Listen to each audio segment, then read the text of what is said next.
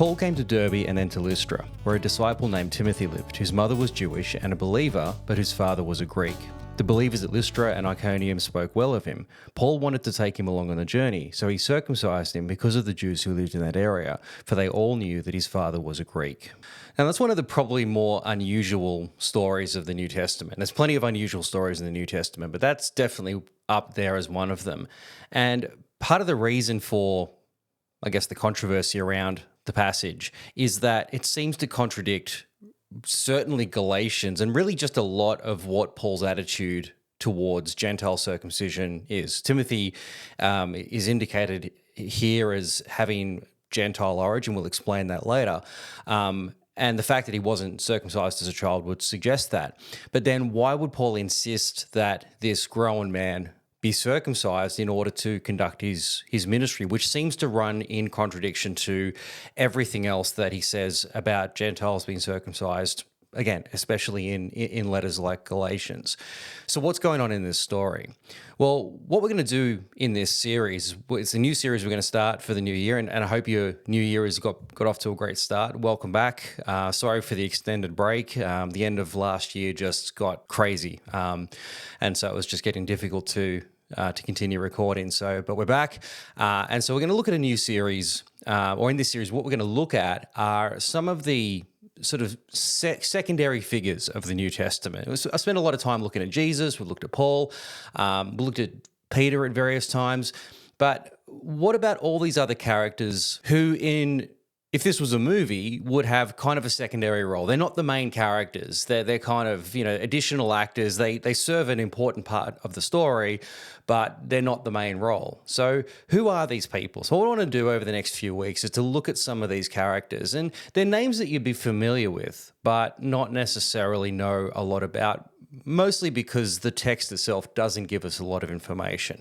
So the way that I want to approach it is that I want to try to get together as much of the information as we can about these different people, and usually it's just a few snippets, it's a few passages, some clues here and there, and try to reconstruct something of a biography about them based on what we can learn from the text about them, but also from what we know of the ancient culture about the sort of roles that they would have fulfilled. And they all fulfill different roles. We've got some different men and different women here, and they have different purposes within the story of the New Testament. And so from what we can understand, and the roles they played were very standard sort of roles that you would expect from somebody in the ancient world. And that's no different to what we see in these people here. But what does that tell us about who they were, and what sort of extra information can that bring to light about these characters? And so this week we're going to start with Timothy and Titus. Now, you would know these two because there's letters written to them. There's 1st and 2nd Timothy, and there's also Titus. We call these the pastoral letters. But we also see them referred to, certainly Timothy, through the book of Acts, and we see Titus referred to through some of Paul's letters. But again, they're secondary roles. And even the letters to Timothy and Titus doesn't tell us a lot about the men themselves. What we learn from those letters is more about the problems they're facing in their particular churches. We don't really even necessarily know when those letters were written, how the two men came to be involved in those churches. All of those, there's still a lot that's left unanswered, even from those extended texts. So again, taking whatever we can of all the little clues that we have, what can we piece together about these various characters? So beginning with Timothy and Titus, what we're looking at are students. First and foremost, they are students of Paul. And this is a standard thing that people do. Or you see this throughout the New Testament, beginning with Jesus. Jesus had 12 students. He had 12 disciples. And so that sets a pattern then for the disciples themselves to get more students. And when you are selecting a student, you select students. You don't just, people don't just come to you and say, I'm going to study with you. No, you have to pick them. And so you're picking people that you can trust, people that you see potential in, people that you can work with. And what you're doing with them is you're setting them up as your replacement. It's not like an educational system now where a student comes to school or university and you impart in them some knowledge and they go off to do their lives and you don't really know what happens next. When you set up students, you're setting them up to be your replacements. They will continue on your legacy and your work, and they will become a mini version of yourself. And so when Paul selects students like Timothy and Titus, he's picking people that he sees as being his the continuation of his work, his replacements. But what he's also looking at is the second generation of the church. He's looking at the ones that will carry the church on after his lifetime. And so the way that he engages with them, the way that we see them interacting with Paul is very standard for what you would see with an ancient teacher and an ancient student. So, we would refer to them as disciples in the same way that Jesus had the 12. Paul had Timothy and Titus. We'll see Silas later on, and Luke and some others. But these seem to be his two primary guys. So they're a good place to start anyway with a series that's looking at these different characters. So Timothy and Titus, who are these guys? Where do they fit? Well, I think the best way to approach this would be to look at it more chronologically. Let's try to look at the timeline of Paul's life, where they came into the story. So imagine if this was a movie and they come in and out of various scenes throughout the movie. When they come in, what do they tell us? How do they move the story forward? Or what role do they play in the story itself? And we can gain quite a bit from that. We see quite a bit in the sort of involvement that they have throughout this. So probably the best starting point then would be, let's say, 30 AD, thereabouts. So 30 AD, that's sort of marked as about the time when Jesus began his ministry. So Jesus would have been maybe about 30 years old at the time, thereabouts. And for Paul, or for Saul at the time, he was still a Pharisee. He was still, eventually would become opposed to the church. He would have been mid-20s, thereabouts, and he would have been in Jerusalem at the time. So he'd be in Jerusalem training with Gamaliel, probably more now sort of setting himself apart as a Pharisee, apart from his master. He would be kind of becoming his own man about that age, but still a young man nevertheless, probably in his mid-20s. And it's probably about the same time that Timothy is born. So we don't know when Timothy was born, but we can estimate he's probably born in about 30 AD. So Paul's quite a bit older than him, which would make sense because Paul is going to be a mature teacher by the time he gets young men. And when you're getting students, you're going to get young men. You're not going to get older people because, well, there's nothing you can really teach them. What you want are teenagers. And so, the disciples of Jesus would have been teenagers themselves when Jesus called them. So Timothy, probably born about 30 AD. It's a guess, but probably around about that period. Titus, we just don't know anything about his early life, and so it's even more speculation as to when he was born, but he does seem to be older at an earlier stage of Paul's ministry.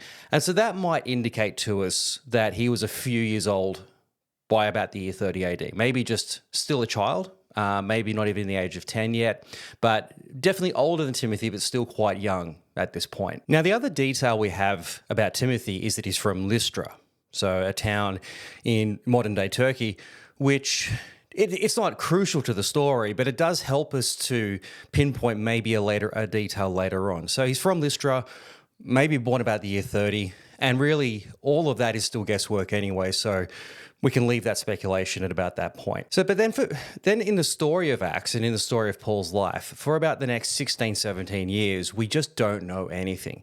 It's about 33 AD, thereabouts, shortly after the crucifixion, when Saul is converted. He becomes a Christian, he's called into his ministry, and then from there, by his own account, he disappears. He goes into Arabia for a couple of years, and then he comes back to Antioch, and then he goes back to Tarsus, and that's all we really know. We don't really know what he was doing. We don't know where he was. He was just gone from the story. And so if we don't know anything about Paul, then we certainly don't know anything about Timothy or Titus. There's no information at all about these guys during that time. But given what we can get from a clue later on, we have to assume that sometime during this period is when Paul met Titus.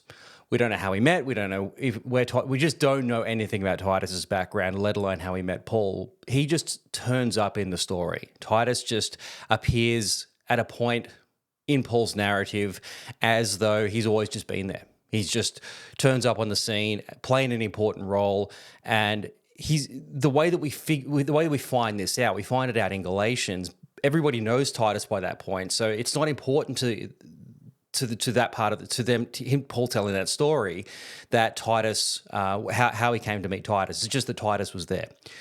So presumably, again, during this period between, say, 30 to 46, 47 is when Titus and Paul connected. And from what we can assume, Titus was a convert of Paul's.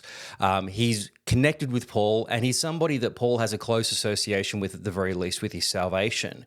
Because what we see in the story later on is that Titus is used as an example by Paul of what Gentile conversion should actually look like. So that would indicate to us that he's somebody that Paul's been involved with, and somebody that they're close at this point. They're trusted workers at this point within the story. So where we first meet Titus, then we actually it's a story that occurs in Acts, but then it's sort of corresponded to later on in Galatians. So in Acts 11:28, it says that Agabus stood up and through the Spirit predicted that a severe famine would spread over the entire Roman world.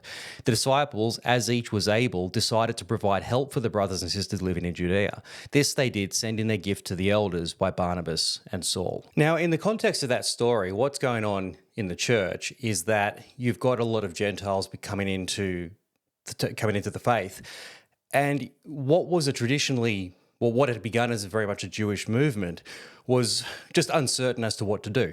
Do these Gentiles need to be circumcised? That's what we've always done to be the people of God. Surely that doesn't change. And so what do we do now with these Gentile Christians? And so what Paul and Barnabas are doing as a part of this trip, going up to Jerusalem, yes, in part, it is to take up an offering for a collection that's been taken up for those that are suffering in Jerusalem. But it's kind of like, while we're there, let's go and resolve this issue. Let's go and just figure out how do we resolve this situation with the Gentiles? Like, what do we need to know about this? Because clearly the message is going out. They've been prompted to go and start to do evangelism work throughout the Gentile world. We need to have an answer to this problem. And so as a part of the journey, as a part of the embassy to Jerusalem, they take Titus up as we see from the story. So Paul recounts this later on in Galatians. Now, I just last year finished a whole series on Galatians where we go right through this in depth.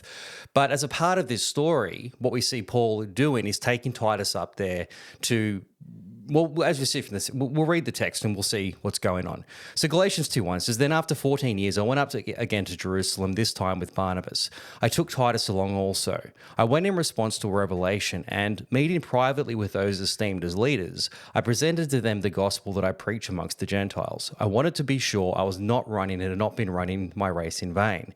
Yet not even Titus, who was with me, was compelled to be circumcised, even though he was a Greek." Right, so the point of that story from Paul's perspective is that Titus became something of an exhibit A for what it means to be a Gentile convert that's not circumcised. Clearly, he's a Christian, but he's also not circumcised, which must suggest to us that we don't need to circumcise the Gentiles. So that becomes the solution to the problem. And as the text clearly says, he's a Greek. We don't know, again, where Titus is from. We don't know what type of Greek he was, as in what type of Gentile that he was. He just simply was. But the point for Paul being he's not actually in need of being circumcised, and so therefore we don't need to circumcise the other Gentiles. But what this story sort of gives us something of an indication of is Titus's personality. I mean, just picture the scene. You're going up to Jerusalem. You're face to face with the 12. You're face to face with the heads of the church, the disciples of Jesus, the ones who'd been with Jesus the whole time. And those guys, they're not insisting that you be circumcised. They're not saying that. And there's no point in this meeting where they're saying, we think you should, because they come to the agreement that the Gentiles don't need to be circumcised. But for them, they're not opposed to him being circumcised either. In fact, for them, it would be much easier because they're getting pressure from their flanks of Jewish Christians who are saying that Gentiles should be circumcised. They're getting pressure from those guys saying, well, we should circumcise him because it's required, and for all the reasons, again, we saw in the last series. So you've got the 12 who are saying, look, you don't have to be, but it'd be really, really good if you did. Now, a more passive person might look at that and just go, look, yeah, I want to keep the peace. I'm a young guy and you guys are the 12, you're the pillars.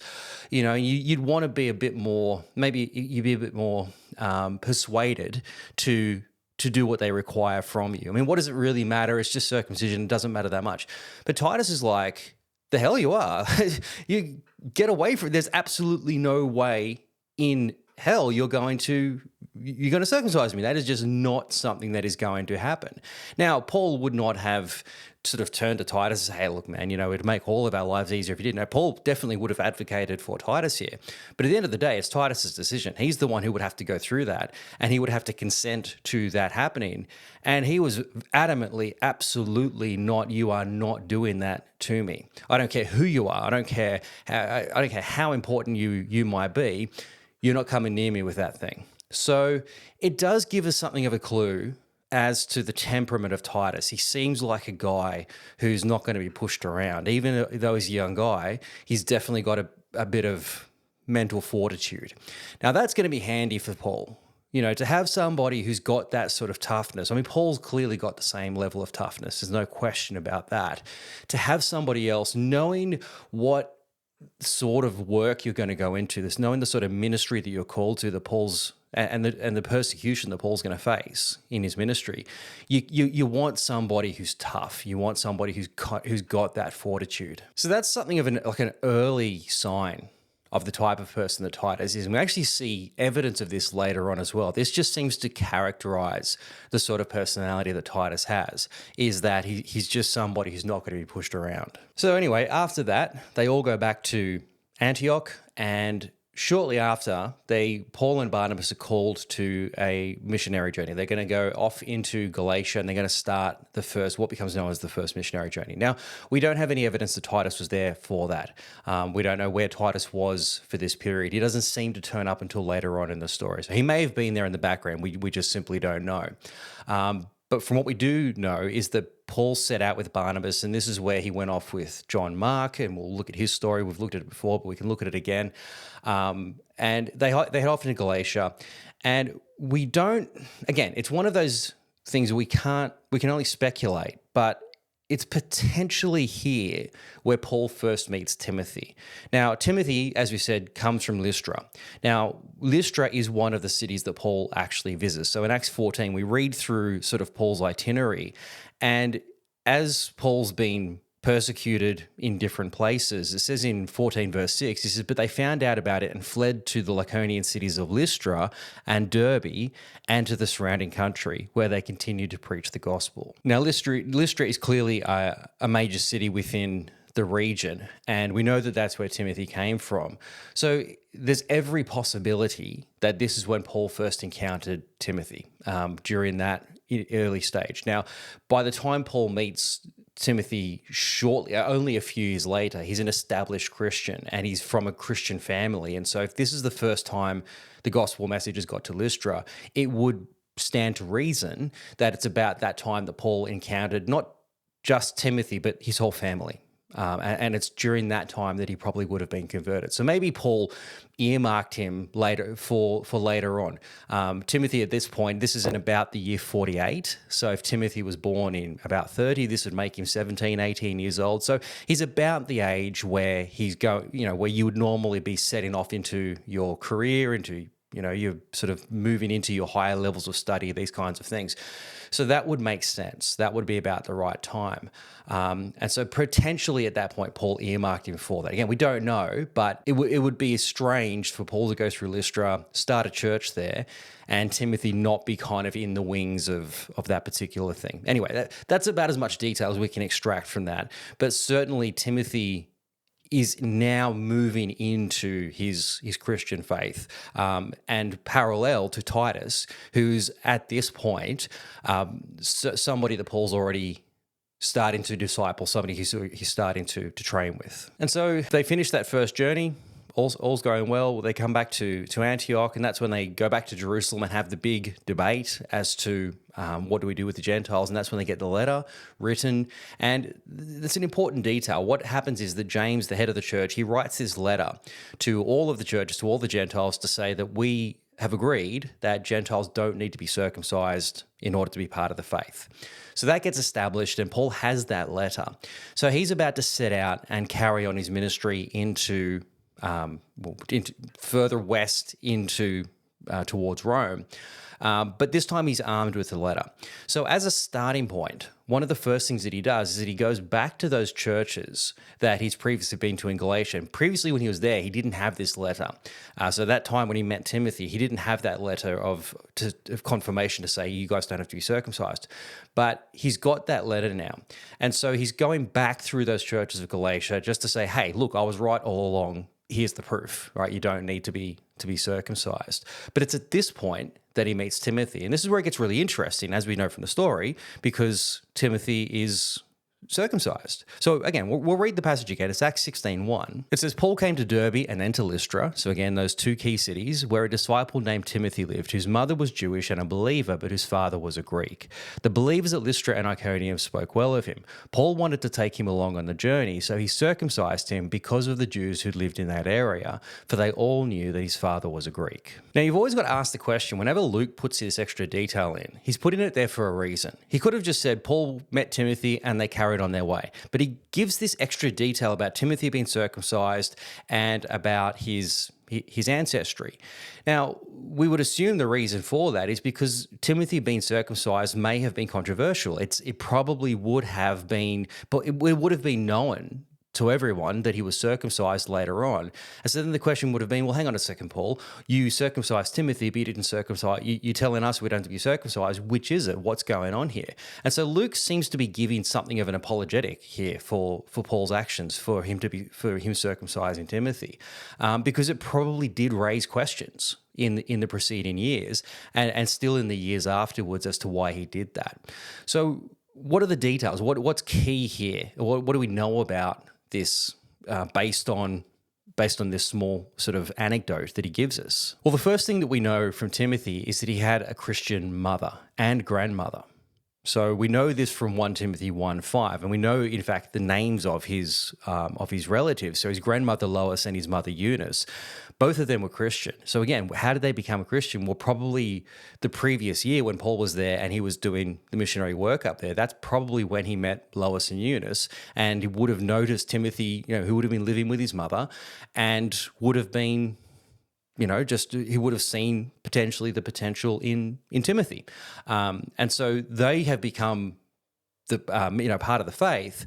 And so they would have done that in the initial discipleship with Timothy. Now, the basis of that would be on the fact that they were Jewish. And so it says in the account in Acts that his mother was a Jew. So his mum's Jewish, but on the other hand, his dad is Greek. Now that's problematic. To be a devout Jew, to be ethnically Jewish, but also to be devout Jewish is what she clearly was, is going to cause some tension with having a Greek husband. Obviously, they made it work. Obviously, they had a child and they were together for a long time, as far as we can tell. But it would have caused some level of controversy in the same way as could be challenging to be a faithful Christian married to an atheist. There are going to be points of conflict and points where you just simply don't agree. And when children come into the mix, it becomes even more of a challenge because it's like, well, who do they take after? Do they become more the church, more the Christian, or more the non-Christian? Like, you're going to have difficulties in that. And that's no different in this circumstance. If you've got a Jewish mother and a Greek father, it's going to cause conflict, particularly in the type of faith that Timothy's going to be raised with. If his father is a Greek, that means he's worshipping pagan gods. It means that he's worshipping all of the local gods, Zeus and all the rest of them, whereas his mother is devoutly monotheistic, worshipping Yahweh, and all those other gods are demonic. That in and of itself is going to be a problem. But in terms of Timothy's Jewishness, it also becomes a challenge. Now, to be considered to be Jewish, it comes from your mother's side. So if your mother was Jewish, then by default you are Jewish. It's not actually something that's patrilineal, it's actually matrilineal, because you always know who the mother is. it's obvious who the mother is. The father, on the other hand, that can, there can be questions around that. And so, but we know who your mother was. And if she was Jewish, that makes you Jewish as well. We can trace your bloodline back to Abraham because by virtue of the fact that your mother was a Jew. So he's Jewish by default of that, and he's clearly, his mother's a devout Jew, so she's raised him as a Jew. She probably would have taken him to the synagogue, taught him Torah, and she would have instilled in him as much of the Jewish faith as she possibly could. But he was always going to be hindered in becoming fully Jewish because with a Greek father, there is absolutely no way that he would ever be circumcised. Just none. Because for the Greeks, one of the most vile attributes of Jewish people is the fact that they circumcise themselves. That in and of itself is the most disgraceful thing that any person can do to themselves as far as the Greeks are concerned. For the Greeks, the body is a sacred temple. You don't desecrate it by cutting a bit of it off. So for the Greeks, what they see in the Jews is absolutely disgraceful. In fact, it gets so bad that for many Jewish men, they try to have their circumcisions reversed so that they can actually engage with Greek civic life. Because if they're by virtue of being a Jew, you're kind of ostracized anyway. You just want to avoid that. Let's get the circumcision reversed. So for the Greeks, then, circumcision is abominable. So there's absolutely no way that he would allow his son to be circumcised. So on the one hand, Timothy is Jewish in the sense that he's Jewish from his mother, but he can never be fully Jewish because he can't be circumcised. That means that he can't ever fully participate in the synagogue. He's just always an outsider. He's always an outcast in that Jewish community. So though he's Jewish, he's not really fully Jewish. He can never be fully accepted into that. So that's going to be a problem for Timothy growing up. He's part of two worlds, but he doesn't belong in either. He can't engage with a Greek world because he would never go near any of the gods that his teenage mates are worshipping, but he can never be fully Jewish either because he's not circumcised. He's always kind of sitting in the middle. He's always an outsider to both groups. So that would have been hard at the very least. I mean, for any teenager to be sort of ostracized from all groups is going to be a challenge. So that would have been for Timothy. But now that he's going into ministry, Paul's like, look, you're an adult. You can make this decision for yourself now. We need to go into synagogues and preach. The simple fact is that whilst ever we're doing this ministry, going into synagogues, you will never be accepted, especially locally, because they all know who you are. They know you're not circumcised. These guys have grown up with you. They will know that you are who you are, and they're not going to accept you, let alone your message. And so it would actually be much easier for us if you were circumcised. It would be easier for you and would facilitate this ministry much easier if you would just go all the way and do it. So it was purely for the purposes of missionary work, for evangelism. It was entirely pragmatic, absolutely nothing to do with the circumstances in Galatia, which is the region Timothy's from, which is you guys think you need to be circumcised to be saved. That's not what this is. This is an entirely different thing. Probably a modern example of something like this might be that if a woman was going into an Islamic community to evangelize, that in and of itself is dangerous, is going to be problematic. But she's not going to do that dressed in what we might wear in the West. She's not going to be going in there wearing something that might be appropriate in the Western world, but is certainly not appropriate in the Islamic world.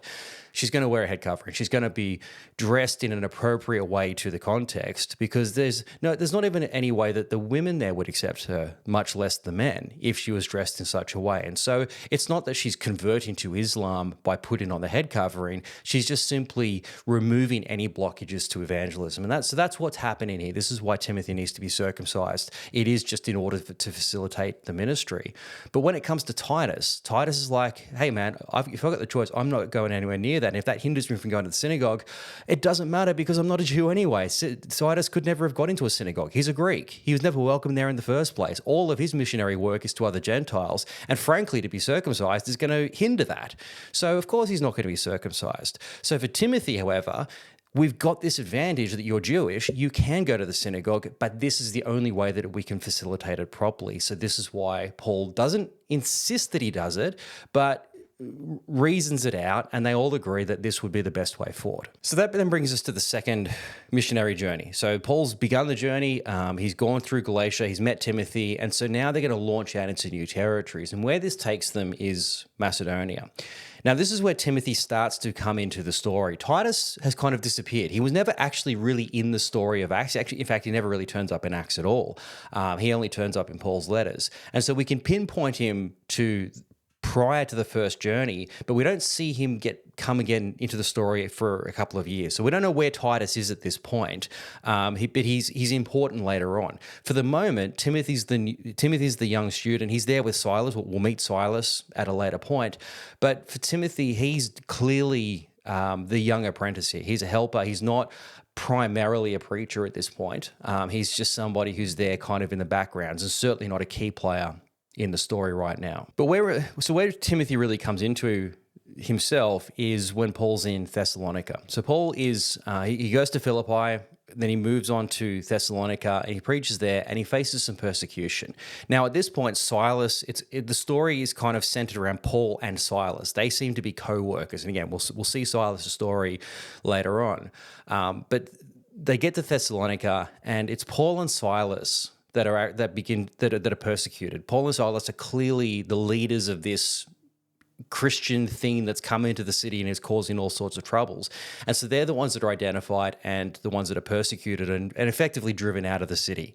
So Timothy is kind of in the background. We don't know what he's doing right now, but Paul and Silas are the ones that are sort of copying the brunt of it. So the persecution ramps up.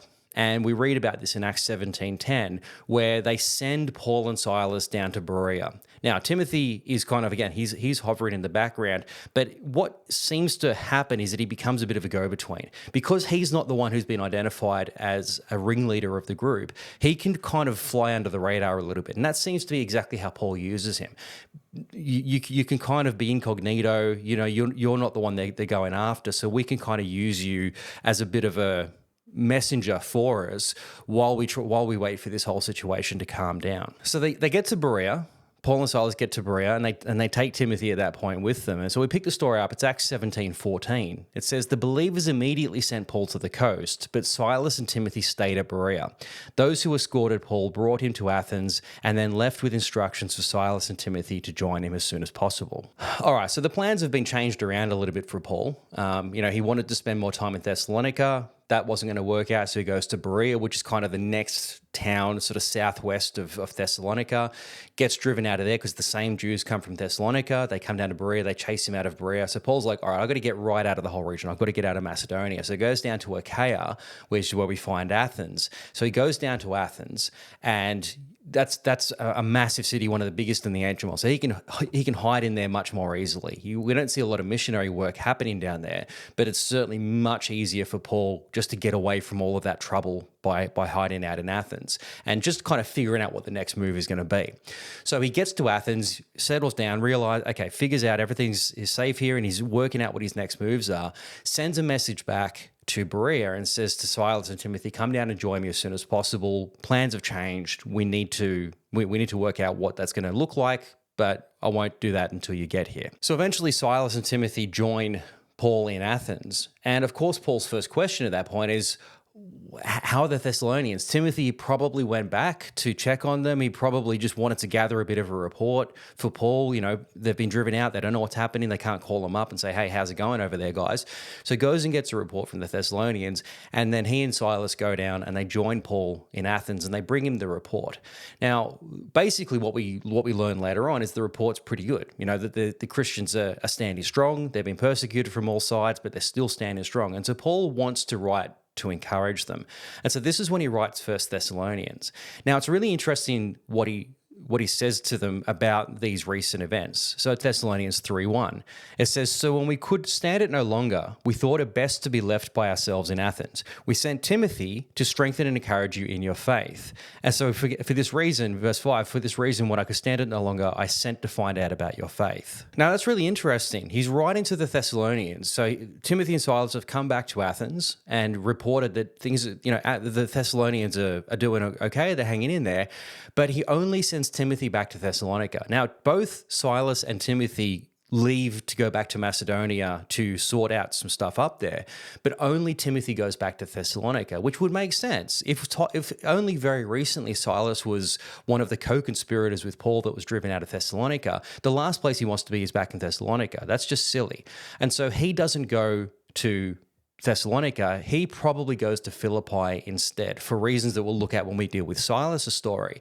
Timothy's the one that goes back to Thessalonica because, again, he's kind of an insignificant person in the whole story. He can fly under the radar and go back to Thessalonica, deliver the letter, which is our First Thessalonians, get a report back from them to see how things are going, and then go back and meet with Paul. So Paul sends them out from Athens. They head back to Macedonia, which is going to take a couple of weeks for that journey to take place.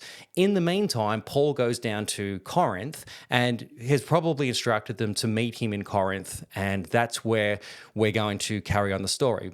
Timothy and Silas, when they were with Paul in Athens, they probably said, all right, Corinth is probably the best place to go next. So you guys go back to Macedonia, sort out a few things up there. Timothy, take this letter to the Thessalonians. In the meantime, I'll go to Corinth, get things started down there. Meet me down there as soon as you can, and we'll carry on in Corinth from there. So anyway, after a time, Timothy and Silas end up back in Corinth and meet up again with Paul. They bring back a report. Things are going pretty well there.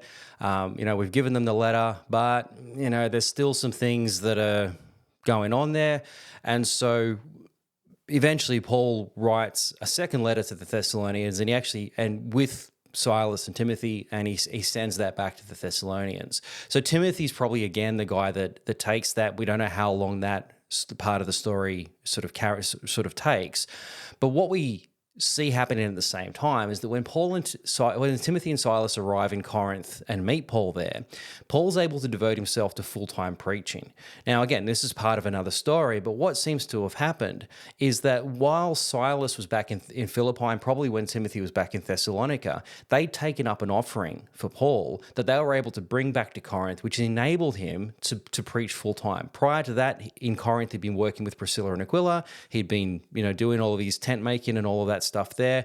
But now that he can go full time, and the reason he can is, again, because they've brought this offering for him. And so that's that. In that way, they've kind of, they're sort of part of the team now, certainly, but in that way, they've kind of been the messengers. Timothy is probably getting a little bit of experience now, going into a hostile situation, going into a place like Thessalonica, delivering letters, being the one to read out the letter, and even helping Paul write the letter. In both First and Second Thessalonians, Paul addresses the church from himself and from Timothy and Silas. Now, the reason why he addresses it from those guys as well is because they probably helped him write it. They're all part of this story, and so they would have been part of the writing of it, and then certainly in Timothy's case, being the one to go back there and actually deliver the letter. So then with that situation essentially resolved, at least till that point, Timothy and Silas are able now to sort of settle in with Paul and work with him in Corinth. And so we see this as the rest of the story unfolds. Timothy becomes a bit of a central figure in the Corinthian story. And part of that was that Timothy was one of the preachers in Corinth. Paul was establishing house churches, doing preaching in Corinth, but apparently so too were Silas and Timothy. They were also there helping him preach and do the ministry there. They were, again, thinking about Timothy as a student, he's learning the ropes. He's learning from Paul in Thessalonica and Berea, probably a little bit in Athens, now down in Corinth. He's learning how to be an apostle in learning from Paul, learning in this through this experience. So Paul actually says in 2 Corinthians 1:18, "But as surely as God is faithful, our message to you is not yes and no. For the Son of God, Jesus Christ, who was preached amongst you by us, by me and Silas and Timothy, was not yes and no, but in him it has always been yes." So then we see Paul with Timothy and Silas working away in Corinth. And so where we kind of get to in our timeline, Paul has met Timothy early 49 AD, thereabouts. They've gone to Philippi, they've gone to Thessalonica, they've been to Berea, to Athens, to Corinth, and they've all the back and forth that's been going on. Timothy's faced a bit of persecution. He's seen what's, the cost of the gospel. He's, been circumcised the previous year. It's been it's been a fairly interesting initiation into the faith. He's learning from one of the best, and he's learning in some pretty difficult circumstances. And so where we sort of finish our story, at least for this point, is that we get to about the beginning of, so the end of 51. The year 49, Paul's traveling through Macedonia. End of 49, Paul arrives in Corinth. Through all of the year 50 into the year 51, Paul is based in Corinth, and Timothy and Silas are a little bit back and forward. So we've got about 3 years under our belt now. Timothy's been with Paul for a good amount of time, and clearly he's growing. Clearly he's becoming more of a key figure within the team, even in the fact that he's one of the preachers, he's one of the key members, he's taking letters, he's helping to write letters, he's doing all of the things. So Paul now has somebody who's a lot more reliable, somebody who he knows he can trust and send Timothy to various situations and to his different churches. And he's got another team member. In addition to Silas, he's got somebody else that he can rely on. And so that becomes kind of important for the next part of the story, because what's about to happen in Corinth is going to really put both Timothy and Titus to the test. All right, so we fast forward a couple of years now, and we get to the year 54. So it's the end of 52. Paul has left Corinth. He's gone with Priscilla and Aquila over to Ephesus, and presumably he's gone with Silas and with Timothy. Now, Silas kind of disappears out of the story at this point. Again, we'll look at his story later on. Timothy's there somewhere, but he's not prominent for this particular part of the story. But he's clearly going to be there in Ephesus. So Paul moves over to Ephesus. He begins his third missionary journey and spends a couple of years over in Ephesus. And again, Timothy's there with him. But in the year 54, so a couple of years after Paul has initially left Corinth, there's a situation going on back in Corinth. There's some problems that are starting to emerge, and specifically there's some division. The Corinthian church is starting to divide up in the different house groups, and where the primary division lies is with the preference over teachers. So some of them are saying, I follow Paul, others are saying, I follow Apollos, and there's starting to be a bit of a factional thing happening within the Corinthian church. So this is a real problem. And there's other issues of immorality that are going on. The church is starting to fall apart at the seams. And so Paul needs to address this. He writes our 1 Corinthians as a way of addressing all of these issues. And so he writes that, and you can tell that the divisions are the central issue. They're really the primary thing that Paul has to deal with, because he deals with them first. In fact, 1 Corinthians 1-4 is specifically dealing with this one issue of division. I follow Paul or I follow Apollos. So the plan is then Paul writes 1 Corinthians, and he sends that to the church. He sends that back to the church with Stephanas, with his household, the people that have brought the reports to Paul initially in Ephesus. He sends them back home with this letter, and they're going to deliver the letter and bring the initial rebuke. They're going to basically say, a lot of this behavior is silly, blah, blah, blah. And so everything you see in our 1 Corinthians.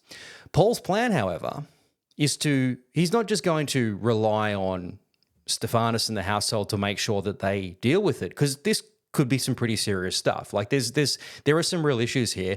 And what the issue really resonates around is Paul himself. And so what Paul wants to make sure of is that the letter was received well, because that letter could have gone both ways. It could have been well received, it could have been rejected, which it turns out it was. So he wants to make sure that it was received properly. And so he actually says to them at the end of the letter, or at the end of that section in Corinthians 4.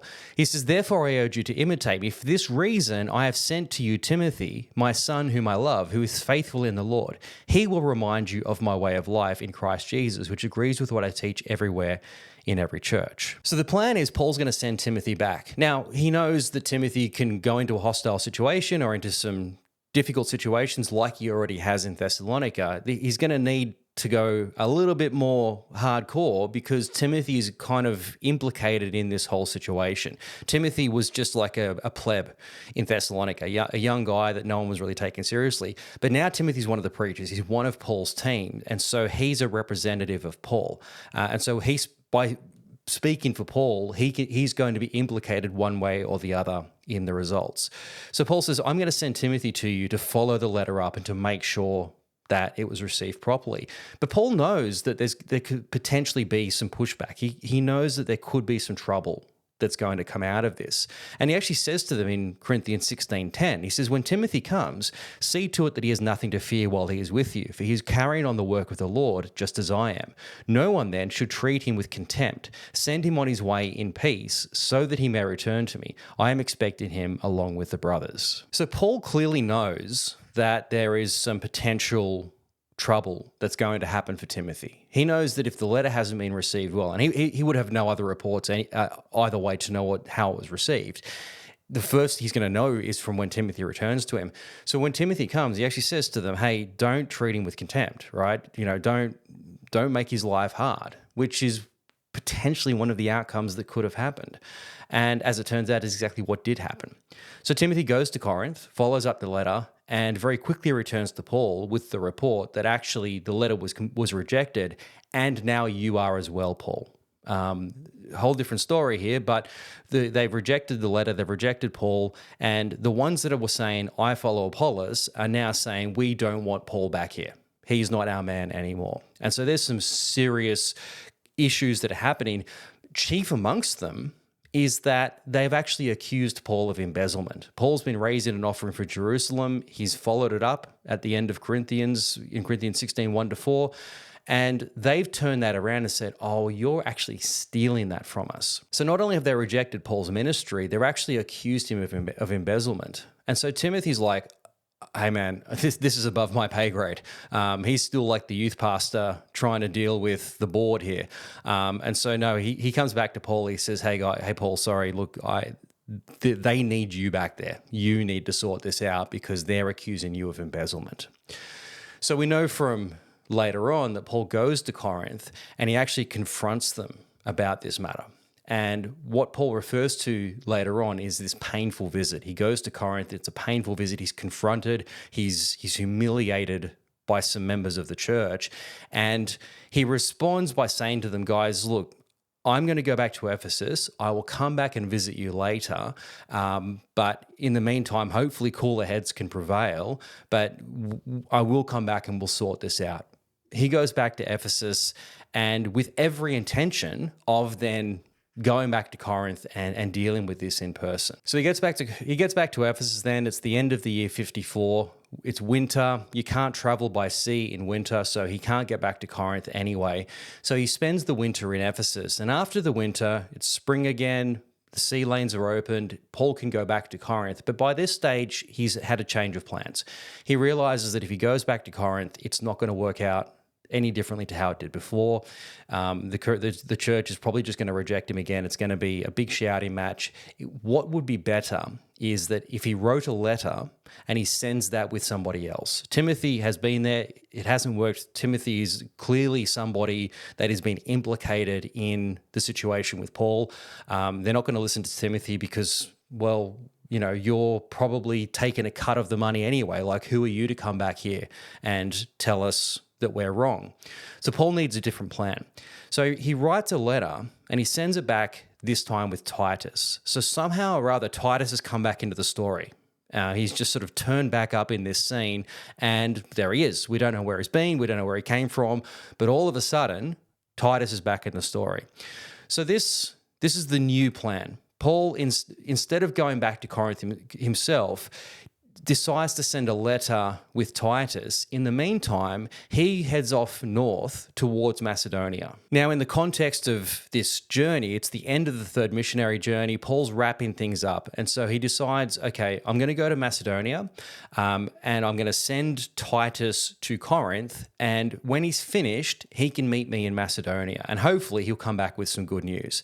So we only see one part of this story in Acts. In Acts 19:21, it says, after all this happened, this is talking about in Ephesus, Paul decided to go to Jerusalem, passing through Macedonia and Achaia. So going up through Macedonia, so Thessalonica, Philippi, down to Achaia, which is Corinth. And so he sent two of his helpers, Timothy and Erastus, to Macedonia while he stayed in the province of Asia a little longer. So he sent Timothy and Erastus ahead of him They go to Macedonia. Paul's going to stay in Ephesus for a little while longer.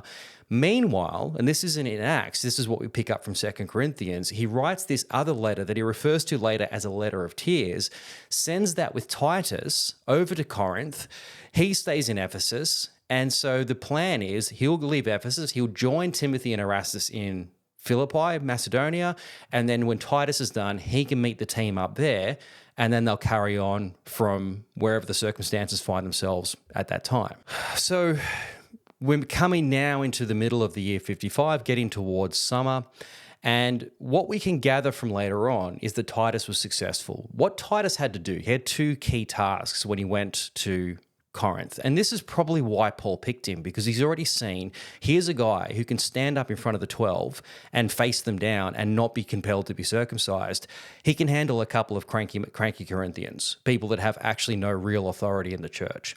So he sends Titus over there with two objectives. Objective number one is to give a defense for Paul, that he's not embezzling, that he's not all of these things they're accusing him of, that actually these guys are in the wrong for making the false accusation in the first place. The second thing he has to do is to get the offering started again.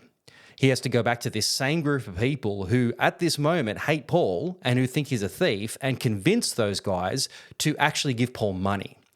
That's a big task. I mean, you talk about a salesman selling snow to an Eskimo. I mean, that's a tough task that Titus has. But clearly, the guy's got the character. There's something about this guy that is intimidating enough to be able to do that. So what we gather from the story is that he was successful in this endeavor. He was able to rebuke the offender who had accused Paul in the first place, and he was able to get the offering started. So it was a huge win, and so effective was he that the Corinthians were repentant. They actually were repentant of what they had done, the way they treated Paul, and actually drove out the guy who'd done the wrong thing in the first place. This guy who'd accused Paul originally, they drove him out. Probably on Titus's instruction, but not because Titus drove him out, because the church agreed Titus is right and we need to get rid of this guy because he's a problem in the church. So that's a huge win, and that's got to take a guy who's got a little bit of character about him, who's got a little bit of strength about him to be able to pull that off. Well, anyway, Titus goes back to Macedonia. Paul's up there with Timothy and Erastus and the rest of the team. He meets up with Paul and he gives him the report that things have gone well, that number one, they've kicked out the guy who did all this in the first place, they've repented, and they've got the offering started again. So, I mean, this is a huge win. I mean, Paul is ecstatic at this point. And so it's at this point that he writes 2 Corinthians. And 2 Corinthians is a letter that is completely different from 1 Corinthians. It's just a whole story in itself. But this is a guy who's been through absolutely horrific trauma in the last couple of months, certainly, but even a year or two, and has finally come to the end of that where there's been a breakthrough. And so we see all this relief being poured out in the letter. Paul is just so ecstatic about what's just happened, but there's still work to be done. Paul himself needs to get down there because, in fact, Titus seems to have been so effective that the Corinthians are broken. Like, they are repentant to the point where they're like, oh my goodness, are we going to hell? Like, how bad have we actually been? Paul actually needs to bring them comfort. It's almost like Titus has just kind of beaten them up so badly that they may not recover from whatever it is that he's done to them. And so Paul knows he needs to get down there. He needs to go to and really bring a full resolution to the issue and to bring this offering to completion. And so it's going to be a while. He's still in Philippi up there with Timothy, but he knows that he's going to get down there soon. In the meantime, what he needs to do is to go send somebody back to Corinth to bring a letter to say, I'm coming. In the meantime, know how sorry I am as well. Know how much I love you. Reaffirm his feelings for them. Hang in there. It's all good. And I'll be down there soon and I'll prove it with a great big hug. So that's the immediate task that needs to happen before Paul can get there. So who better person to send our 2 Corinthians than Titus? Titus was the guy who got the ball rolling, who in some ways caused the damage in the first place, but ultimately who's the one who's going to bring the resolution, because Titus was the one that they've come to realize, hey, this guy's a good guy, he's on our side, and Titus has got the offering started as well. So obviously he's the one who's going to bring it to completion. So what we gather then from 2 Corinthians 8 is that Titus has definitely agreed to go back. In fact, he's enthusiastic to go back. He wants to see this thing brought to completion as well.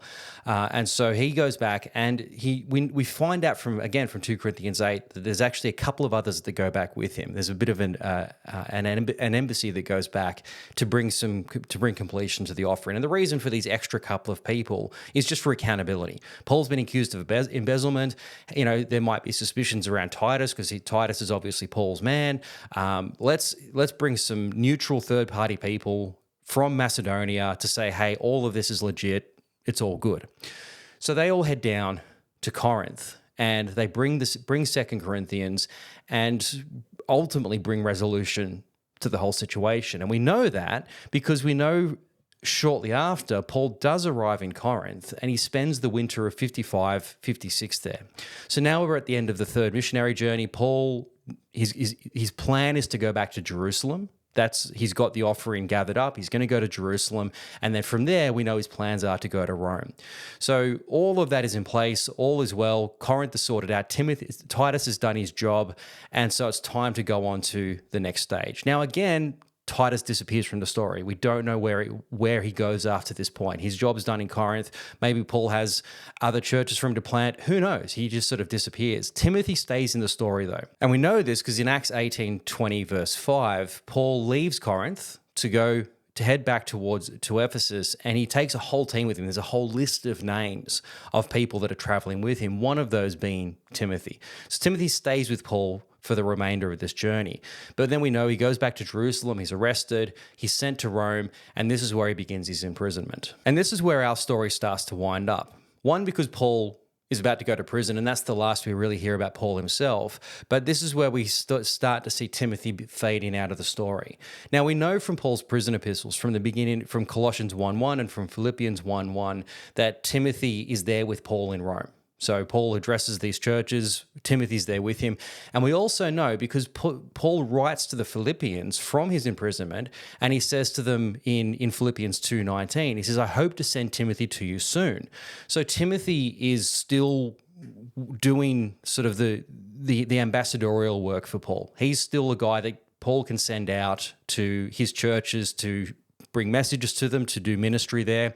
So his plan, even now, is to send Timothy back to the Philippian church to check on them, to see how those guys are going, bring some reports back to Paul, and just to minister there on behalf of Paul. Paul is in prison. He can't minister in Philippi, but Timothy can. And Timothy's the ideal candidate because Timothy was there in the first place. Timothy was there when the church got started. He's been part of that church for 10 years at this stage.